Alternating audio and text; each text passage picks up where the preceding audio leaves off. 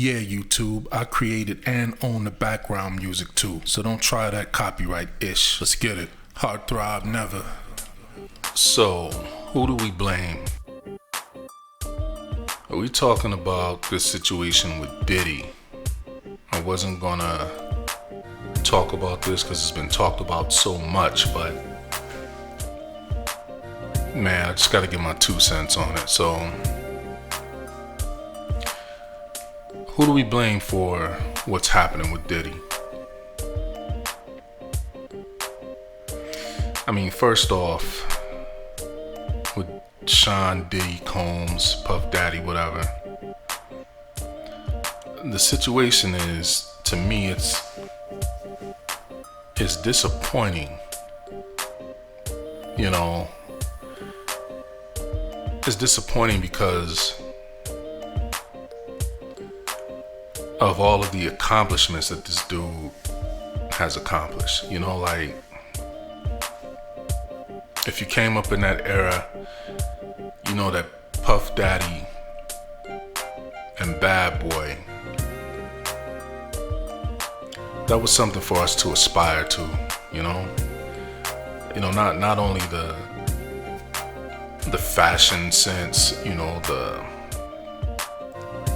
just the persona of this dude being that cool, just the legacy of him bringing the world Biggie. Not so much of him discovering Biggie, but him bringing the world Biggie. You know, bringing us Mace, bringing us Black Rob, rest in peace, that's one of my favorite rappers, bringing us Loon, lyrically gifted dudes, giving us the Making the Band show, giving us the Sean John clothing line. It's a lot of good articles of clothing that he produced with that. You know, from him and his film credits, you know, Monsters Ball, he had a small part in there, but it was impactful. My favorite, his role in Carlito's Way. Did a good job in that movie.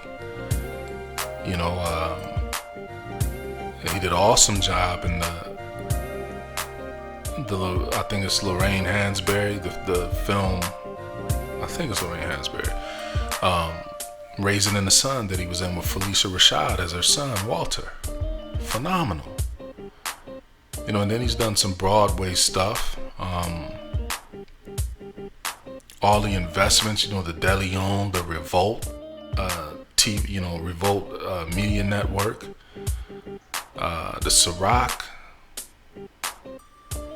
you know, and an array of other things that he's brought us, you know, on top of the, you know, the schools in the hood that he's supported. You know, Faith Evans, he brought us Faith Evans, Craig Mack, Danity Kane, you know, what people slept on them as a vocal group, but they was actually pretty good. Danity Kane, G Dep, that's another one of my favorite rappers. Like, the roster that this dude had, and that's just on his thing. We're not talking about his involvement and his critical impact on R&B in the late 80s and 90s with him bringing us Jodeci, my favorite all-time R&B group. From just the work that he's done with them, man. He was in another movie, the Get Him to the Greek movie. You know, an asshole in that movie, but he was pretty good in it. So it's personal for me because that was a time where I was trying to actually get on with Bad Boy back in the day. You know what I'm saying? No, you know, pause. but trying to establish a production deal with them. So, my connect was through Mario Winans, or we know him as Super Mario at the time, Super Mario Winans. But at that time, things fell apart because I was supposed to be in New York, Ground Zero, the week, that full week that 9/11 happened. But for some reason, I ended up changing the plans and not going there that week. A little bit of fate, I guess, but so that's why that never jumped off. But so for a lot of people, what's happening with Diddy is disappointing. We talk about all the great music he brought us. Y'all remember how y'all felt and the energy that was jumping off when he came with G-Dep, Let's Get It. With Mace's first 2 albums, how we felt about Mace and his impact. And then he came with Loon and Loon's impact on the game. And before all that, obviously, the legendary Biggie. We know how we felt when that music was dropped. Faith Evans, her first album, and all the work that she did. We know how we felt with that. We know how we felt. We know how we felt when he did his thing with Mary J. Blige and all the remixes on her album, and the remixes with Jodeci and Mary J. And him and Jermaine Dupri and R. Kelly, Timberland and Teddy Riley, they had the game on lock. Well, Babyface in LA too. Jimmy Jam and Terry Lewis, the handful of super producers. Whether Puff actually did the music or not, but there's plenty of people who can attest that when this dude got in the studio, he was going to put a polish and a magic on the project that wasn't easy to do, and it was going to come out pretty incredible. So I hate that he's done what he's done.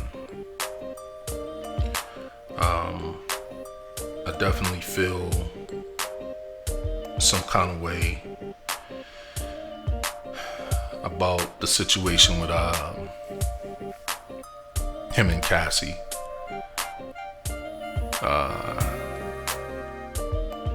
Yeah, it's tough, man. And me, I'm not claiming to be no saint in no shape, form. I ain't done no shit like that, but I ain't been no saint. You know what I mean? So,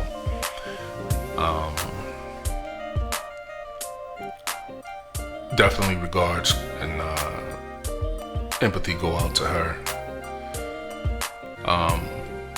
A major impact that's being forgot about it is my man Ryan Leslie.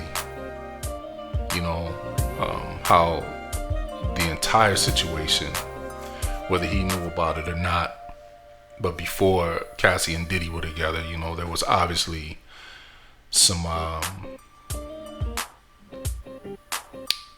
intimate interest between he and Cassie before she linked with Puff.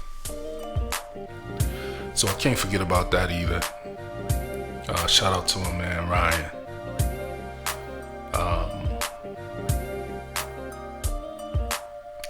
Man, this situation is crazy, man. It's crazy because we all know Puff is the proverbial flamboyant, arrogant, bad boy type. Hey, y'all gotta pardon that noise. It's a street crew outside. They would have to start doing some stuff while I'm trying to record, but we're gonna keep this going.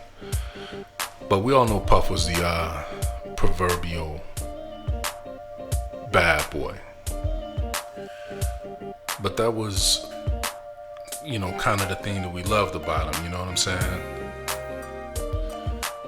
And then, getting to see his son, King Combs, get ready to start to try to do his thing, And, I actually think he actually pretty good. I think he's got the swag, the energy. He got it, and I don't know how this is going to affect him going forward, because they on him too. Thinking about Justin, his other son. There's some speculated rumor about whose son he actually is, and then the oldest brother, Quincy. All of them very talented. But we do know that, Puff must have cared about them to a degree, because he's made sure that they've been good. So I don't want to make this sound like it's an outright advocacy of Puff. Definitely no support in regards to what's happened. I'm just saying, who do we place some extra blame on though? Because now we're about to get into it. And what I mean by that is, on Biggie's second album, Life After Death, a lot of bangers on there, man. One of my favorites is it's the 10 Crack Commandments. What? The artistry and the creativity on that, incredible. We have man, there's so many, because that was a double album. So many tracks on there. What's the one where Puff was screaming in the background on it? Not Niggas Bleed, but oh man, I can't remember it right now. But I'm saying that there were songs on there that would bring question to why were these songs permitted to be released. It could be some, might say, well, it's the shock value of what's being said and all this and that. But I don't think it's that simple. I think it's a lot more calculated, specifically in regards to how it all went down right now with Puff. So let me talk about the song I'm speaking of in particular on that album of Biggie's, that Life After Death album. Another favorite of mine was the track with Too Short. Him and Big, well, it was Big, Puff, and Too Short. The track was titled The World Is Filled. The world is filled with pens and homes. We'll just talk about those I know. That song was so crazy when we first heard it, man. And it's not like that was the first of the songs of that type that had been done by rap artists. But it came as a kind of little bit of a, to me anyway, a little bit of a shock hearing Biggie come with it. Even though Big did have the player, gangster, pimp persona thing going on. But that song was, it just hit different in light of what Puff is being charged with today. So if you listen to the lyrics of that song, and forgive me because I don't really know. Well, actually I do, but I may say some of the words off a little bit. But I'm just gonna say some of the lyrics right now. It starts with, how Puff start off? He start off, first come the cash, then come the ass. Then come big blunts with big chunks of hash. If I score with a whore, she'll be game for sure. Pimp so hard a nigga drag his mink on the floor. Won't you admit it? I ain't gotta talk it cause I live it. Any chick fucking with me, believe me, that's a privilege. I won't be satisfied until all my niggas get it. You get it, then I get it. Or all my niggas hit it. You get it, then I get it. We flip it back and split it. And big be that nigga when I'm flying through your hood. Hood rap scoping with their eyes on my goods. See, we treat them like we something. Treat them like we need them. I don't know what he said on that part. Treat them like we need them and never give them freedom. And we only give our number to selected few. And it's best that you never knew. But go ahead and turn a freak into a bisexual. And if she's flexible, fuck the nigga next to you. What? Like that's some real pimp dialogue right there. If you that verse personifies everything he's been charged with. Like if you listen to the song, there's no other way for you to feel when you hear that song but to feel like a player or a pimp. The energy and the spirit on these songs, like that's what make these dudes so genius what they do in the studio. Like that bass line of the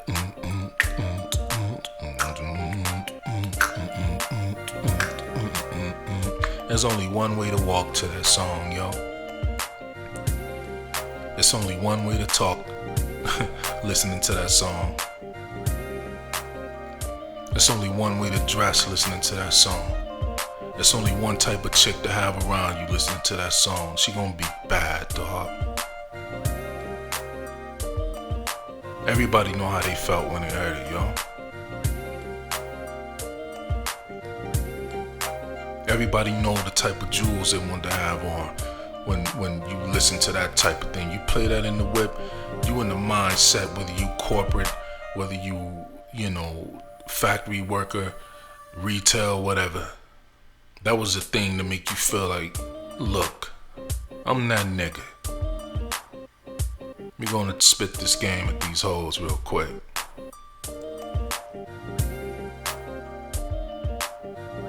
So my point is, when you understand how the music industry goes, you know that there's people who sit around and they pick the instrumentals and songs that they want for placement. It's a lot of thought that goes into this stuff. Why you think they so successful?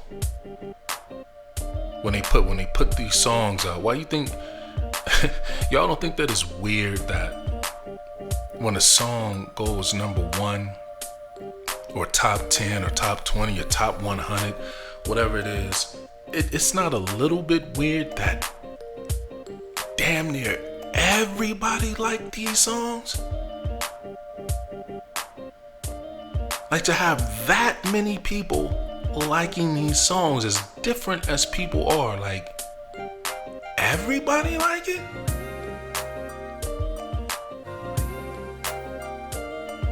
Like these researchers and marketers, y'all don't understand with marketing psychology, like we understand it now.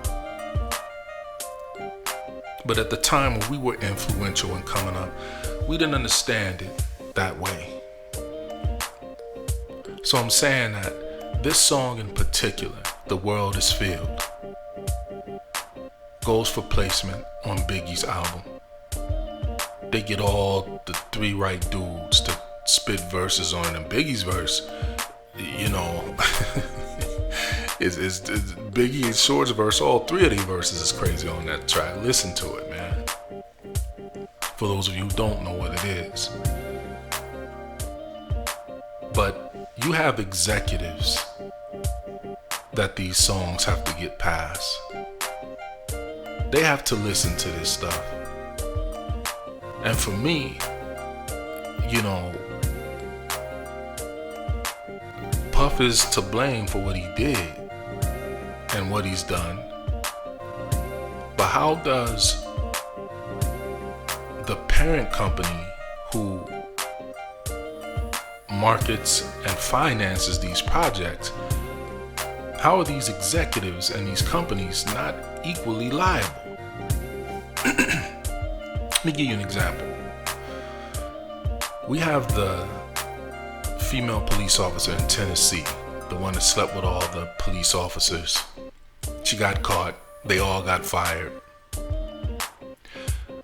But some kind of way, she was able to flip it legally into her being groomed by the senior and superior staff members at that police department, saying that she was groomed into doing what she did with those police officers, even though she was married with children. And the judge and jury or whoever accepted that,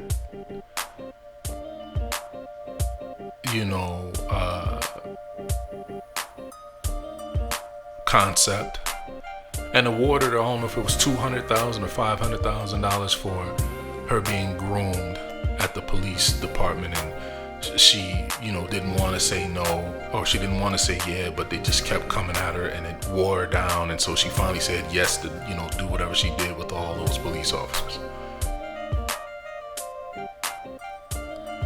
So the city and the police department have to foot the bill for something that she and other police officers did. They were held liable. Right? Oh. So I'm saying, how come these labels that are subsidiaries to the parent labels, how come the parent labels and these execs ain't being held liable for people who do things in life, and they have artwork and business projects that are out there that supported that lifestyle and that ideology? How do you submit your album for approval, for release, and the labels listen to this stuff, the label execs listen to it and say, yeah, put that out, yeah, go ahead? So how come Cassie didn't get an additional $30 million from the labels? Or was it the plan all along to groom not only the artists, but to groom the listeners for the ideology of these songs? Like, if y'all remember Snoop Dogg's Doggy Style, that album when it came out, some of the stuff that was talked about on there, we loved it, but it was so shockish. It was so shockish, man. We love Snoop. Dre's The Chronic album, NWA. Rappers y'all may have forgotten about, like AMG. With songs like Janine and Vertical Joyride.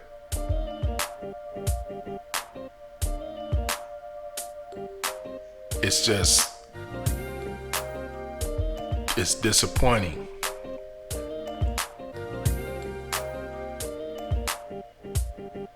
So why didn't they stop it? Why did they permit these songs to be released? These songs that denigrated women, these songs that would put impressions on young boys on how to treat women, would impression young girls on how to accept that type of treatment. Because you can't say that that's not what it does.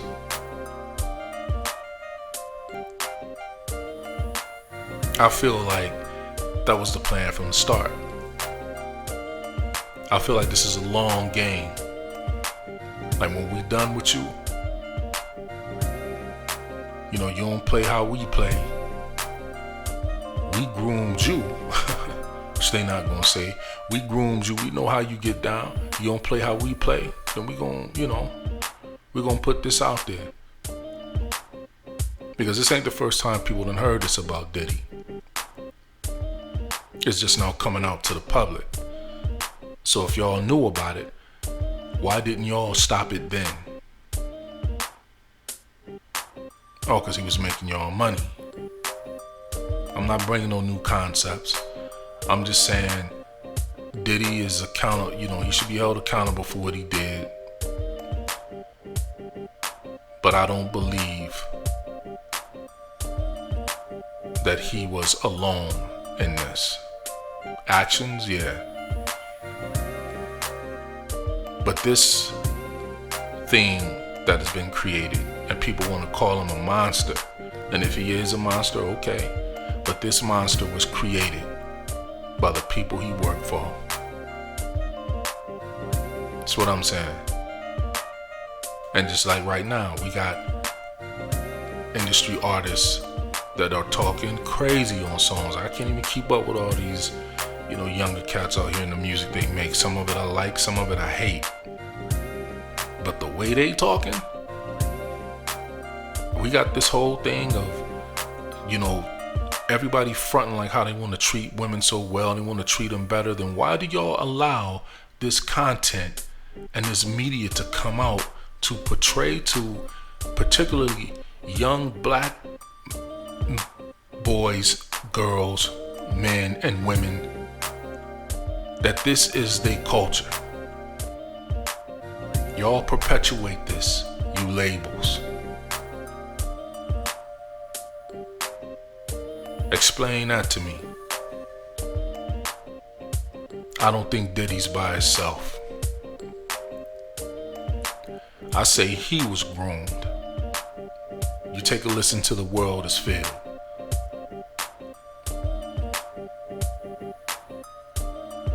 I say Diddy was groomed. Because that song is the embodiment of the person that he became. So I don't know if that was something he was trying to live up to or whatever it was. Now let's pull the executives all the way out and say they didn't have anything to do with suggesting or even bringing the song to him to do. When they saw that he was on a trajectory of this type of stuff, all of his access and privilege should have been pulled until he got himself together and made sure that he never did it again. So yeah, it's definitely difficult for me to sit by and see, talented musical artists, athletes, actors, politicians,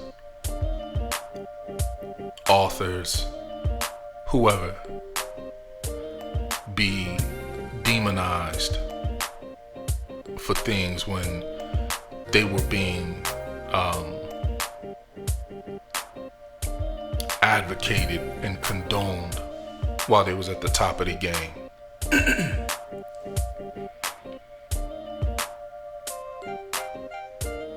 So hell nah, I ain't happy about what's going on. I can't be mad at nobody but Puff for what he did.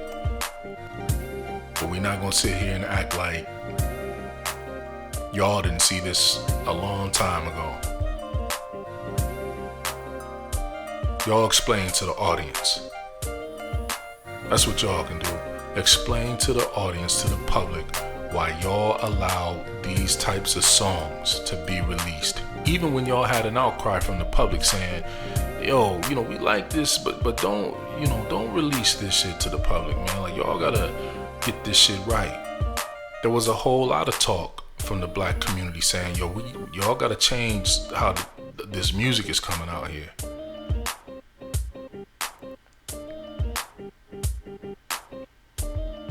So that's my thing. Who do we blame? Is it just Diddy? Or is it Diddy and the whole industry? Let's get it. Heart throb never.